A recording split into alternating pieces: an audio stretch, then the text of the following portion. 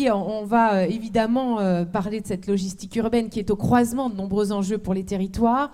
C'est à la fois un domaine, certes, complexe, qui fait intervenir de nombreuses parties prenantes, mais c'est aussi un formidable terrain de jeu pour ceux qui pensent la ville. Un terrain de jeu qui laisse place notamment à l'innovation, et on aura l'occasion d'en parler tout à l'heure. Car oui, bien sûr qu'il va falloir repenser nos villes, nos métropoles, qui représentent à elles seules 50% de la contribution des gaz à effet de serre, on l'a dit. 100 villes d'Europe se sont d'ores et déjà engagées à être neutres pour le climat et intelligentes d'ici à 2030, dans le cadre de la mission Ville neutre pour le climat, lancée par l'Union européenne le 28 avril dernier. Les villes doivent donc désormais se saisir de ces enjeux et définir leur stratégie pour une logistique urbaine décarbonée. Et puisque nous sommes aujourd'hui à Montpellier, eh bien, je vous propose un zoom sur la métropole montpelliéraine. J'accueille donc pour notre deuxième face-à-face de la journée Julie Fraîche, la vice-présidente de Montpellier Méditerranée Métropole, déléguée au transport et aux mobilités actives, qui nous rejoint. Je vous en prie.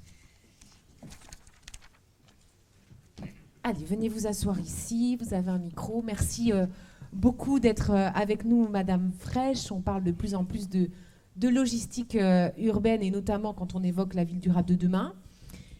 Pourtant, ce concept, je le disais tout à l'heure, peut paraître un peu flou pour les entreprises et pour les particuliers, mais aussi, me semble-t-il, pour les collectivités qui pourtant se doivent de l'appréhender de la meilleure des façons. Concrètement, définissez-nous la logistique urbaine. Vous, votre définition à vous, c'est quoi ? Alors, pour moi, la logistique urbaine, c'est vraiment un domaine qui est multithématique. D'ailleurs, c'est assez révélateur que vous ayez invité la vice-présidente aux mobilités actives et au transport. Vous auriez pu aussi inviter la vice-présidente au développement économique. C'est vrai. Voilà, la vice-présidente aussi déléguée à la santé publique. Enfin, voilà, ce que je veux dire, c'est que c'est vraiment un sujet qui touche énormément de politiques publiques et qui demande finalement une transversalité. Voilà, parce que c'est vraiment un domaine qui réinterroge finalement tous les process, aussi bien le modèle économique, la structuration des filières, l'immobilier, logistique, finalement aussi la place de la pollution qui émane du trafic routier. Et donc finalement, à travers la logistique urbaine, on repense la ville, on repense les espaces publics, on essaie d'apporter des solutions pour le réguler, parce que c'est aussi accompagner la mutation du commerce, la logistique urbaine. Donc on est finalement à la croisée des chemins, et c'est ce qui rend très difficile sa manière de l'appréhender. Voilà, parce que ça touche... on est toujours pris par le travail en silo, hein. On parle beaucoup de transversalité, mais quand même, ça reste un sujet qui est quand même très complexe à appréhender. Et donc, ça prend forcément du temps, même si je crois qu'il y a urgence à le traiter pour tous les niveaux de collectivité, d'ailleurs, pas que les métropoles. Vous avez raison.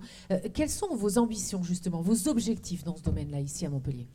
Alors, il y a effectivement du court, du moyen et du long terme. Déjà, il y a quand même le sujet particulièrement épineux du foncier. Il faut trouver du foncier, et malheureusement, la question de la logistique urbaine est un peu toujours traitée en dernier.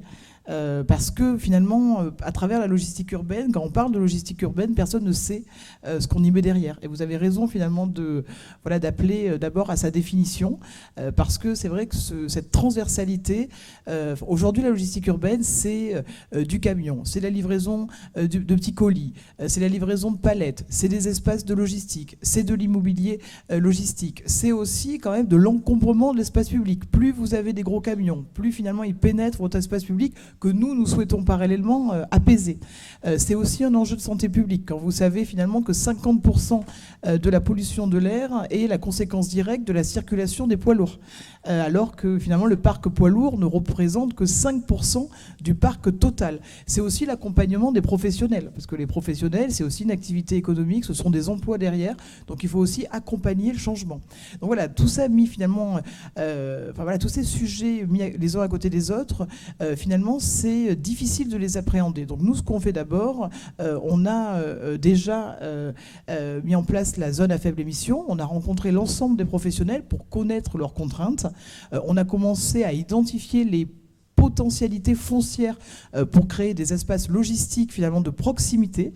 Par exemple, hier encore, j'étais au Polygone. Il y a un quai de téléchargement logistique qui sert au Polygone. Il y a des capacités d'agrandissement. Il faut voir aussi avec notamment la CCI, puis les différents professionnels, qu'est-ce qu'il y aurait comme capacité à ce que les commerces finalement puissent se faire livrer dans un espace logistique de proximité et ensuite finalement on opère la massification des flux et qu'ensuite on puisse dispatcher les tournées par de la cyclo-logistique. C'est pour ça qu'on développe aussi des infrastructures cyclables, mais aussi par des petits véhicules électriques. Il y a aussi une grande part d'innovation dans la logistique urbaine. C'est même un formidable terrain de jeu pour innover. Bien sûr, dans le cadre de la logistique urbaine, nous avons été lauréats au niveau national dans le cadre des projets d'investissement d'avenir du véhicule autonome automatisé que nous avons appelé Caretta. Donc c'est un petit robot qui circule pour l'instant à titre expérimental dans les allées d'Antigone et bientôt dans les allées plus escarpées de l'Écusson.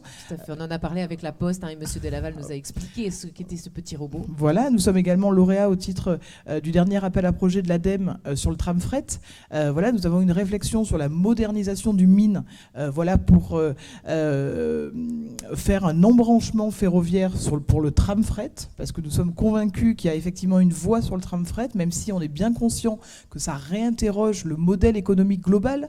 Il faut aussi prendre en compte les nuisances sonores. Il ne faut pas que finalement le transport de marchandises soit réalisé en même temps que le transport de voyageurs, et que le tramway c'est d'abord le transport de voyageurs. Mais on reste persuadé effectivement qu'il y a une réflexion à ce titre-là. D'ailleurs, on l'a intégré dans les orientations du futur projet de modernisation du mine. Voilà, donc c'est une question qui est multiple, mais c'est vrai que la question foncière est essentielle. On a estimé notre besoin en termes de logistique urbaine entre 60 et 80 000 mètres carrés.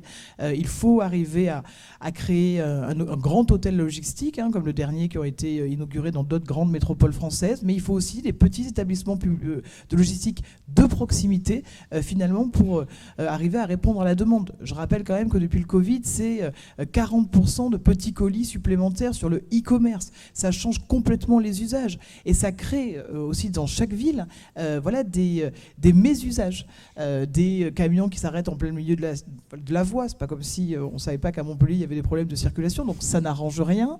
Des camions qui stationnent sur les pistes cyclables, ça n'arrange rien parce que ça met aussi le cycliste en insécurité, qui est obligé de sortir de son espace dédié pour aller dans la circulation. Tous ces usages aujourd'hui sont à réinterroger. Il faut absolument passer sur autre chose, des petits véhicules autonomes, des petits véhicules électriques, de la cyclo-logistique sur le dernier kilomètre. Mais pour ça, il faut qu'on arrive à traiter la question foncière et il faut qu'on arrive à convaincre finalement tous les élus de l'intérêt crucial de travailler en transversalité cette question. Et pour ça, il faut faire de la pédagogie, expliquer ce qu'est la logistique urbaine. Je fais un appel, parce que je sais qu'il y a beaucoup d'acteurs de la filière. Ça fait 2 fois qu'on lance un appel à candidature pour recruter un agent dédié à l'immobilier logistique et on ne trouve personne. Et ça, c'est quand même un vrai sujet dans les collectivités. L'appel est lancé. Si quelqu'un connaît quelqu'un qui connaît quelqu'un, on est preneur. Je voudrais juste bien comprendre ce que vous nous dites. La logistique urbaine, pour vous, aujourd'hui, elle se pense de manière globale. C'est-à-dire qu'on ne peut pas réfléchir en silo. D'un côté, les marchandises, d'un côté, les voyageurs. Pour vous, la question, elle est globale, c'est ça ? Oui, alors bien sûr, elle est globale. La logistique urbaine, c'est effectivement diminuer le nombre de gros camions qui rentrent dans la ville. La logistique urbaine, c'est aussi améliorer la qualité de l'air et donc agir sur la santé publique et la santé environnementale. La logistique urbaine, c'est une question d'innovation. C'est le projet du véhicule autonome, c'est le projet du tram fret. La logistique urbaine, c'est repenser le modèle économique commercial qui, aujourd'hui, on le sait, est touché de plein de fouet par la crise du e-commerce, par la crise des gilets jaunes, par la crise du Covid. Donc toutes ces crises, donc on est vraiment sur une dimension multithématique, multifactorielle, et on sait très bien qu'aujourd'hui, des projets comme les zones à faible émission viennent rajouter une contrainte aujourd'hui aux professionnels, aux donneurs d'ordre, et il faut que la puissance publique soit aussi là, finalement, pour leur donner des marges de manœuvre et pour accompagner la transition pour les professionnels de ce secteur d'activité. Pour vous, les ZFE, elles rajoutent des contraintes. On dit beaucoup qu'elles poussent finalement à établir des stratégies en matière de logistique urbaine. Pour vous, c'est plutôt une contrainte ?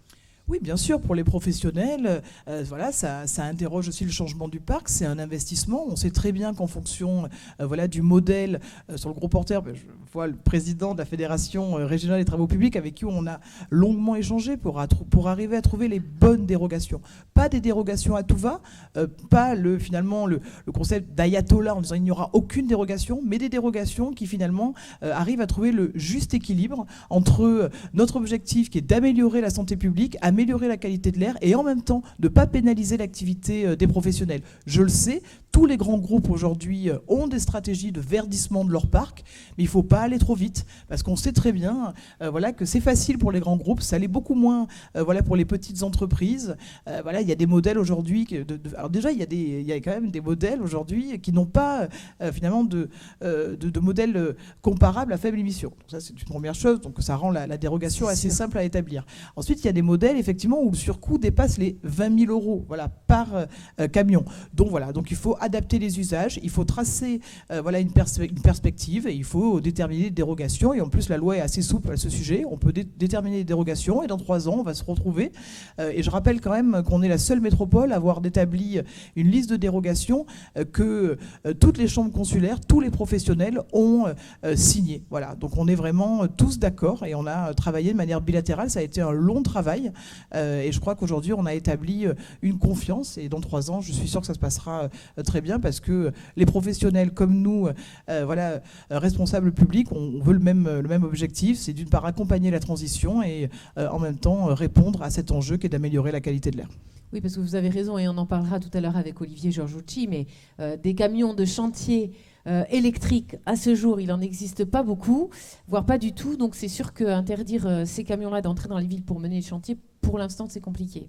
Une logistique urbaine durable, ça nécessite des points relais, des infrastructures, de la mutualisation, vous l'avez dit. J'aimerais bien qu'on revienne sur le projet du mine, parce qu'effectivement, vous nous en avez dit quelques mots, mais un peu plus dans le détail, vous en êtes à quel stade ? Alors, par exemple, on commence de manière très modeste, mais finalement, la logistique urbaine, je crois qu'avec ma petite expérience, il vaut mieux finalement faire le choix de la politique des petits pas plutôt que le grand projet tout de suite, parce que on sait que c'est difficile à réaliser tout de suite. Donc, par exemple, on va créer un quai mutualisé. Voilà, nous avons un espace de stockage de 600 mètres carrés qui vont permettre à des entreprises d'avoir un quai de téléchargement qui sera finalement mutualisé. Et ça, c'est assez nouveau. C'est-à-dire que les contraintes deviennent tellement fortes que ça y est, les opérateurs sont prêts finalement à mutualiser un quai de déchargement. Donc ça, c'est le premier sujet sur lequel on a travaillé. Et le deuxième, c'est effectivement dans le cadre de la modernisation du mine, voilà, qui est un des plus vieux mines voilà, français à Montpellier et qui a une situation qui est stratégique. Il est à côté d'emprises ferroviaires et il est finalement à 10 minutes en vélo du centre-ville, donc sur la logistique du dernier kilomètre. Donc effectivement, la priorité sera donnée à la logistique alimentaire, mais il faudra aussi traiter le petit colis sur un espace qui doit lui être dédié, raison pour laquelle on a déjà arbitré en faveur du tram fret et donc de l'embranchement ferroviaire que nous pourrons réaliser sur ce site qui est particulièrement stratégique. Merci beaucoup, en tout cas, d'être venu nous dire tout ça. Merci de participer à ce colloque ici à Montpellier. Et puis, on va se donner rendez-vous prochainement pour faire des points d'étape. Je pense que ce serait important. Merci beaucoup. Merci pour votre invitation.